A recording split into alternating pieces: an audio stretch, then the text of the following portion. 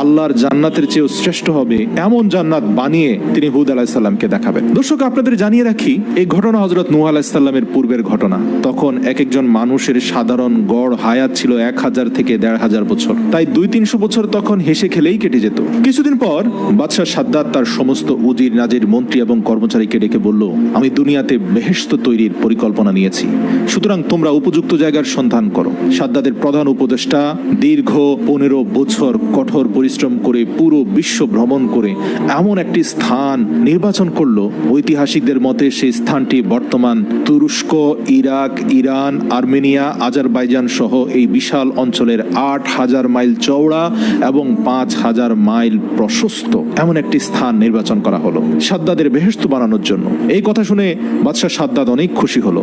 সাথে সাথে বাদশাহ সাদ্দাত ঘোষণা করলো, আজ থেকে এই দেশে কারো বাড়িতে কেউ কোনো স্বর্ণ রূপা রাখতে পারবে না। পৃথিবীর সকল স্বর্ণ রূপার মালিক আমি। সবাইকে রাজ দরবারে জমা দিয়ে যেতে হবে, যারা জমা দিবে না তাদের কাছ থেকে কেড়ে নেওয়া হবে। প্রিয় দর্শক, এরপরেই সাদ্দাদের শাসন আমলের সবচেয়ে জঘন্য অধ্যায়ের শুরু হলো। মানুষজন আর শান্তিতে ঘুমোতে পারলো না যেদিন থেকে সাদ্দাদের বেহেশতের কাজ শুরু হলো। পৃথিবীর বিভিন্ন প্রান্তে প্রতিটি বাড়িতে অনুসন্ধান করতে লাগলো সাদ্দাদের সেই বাহিনী।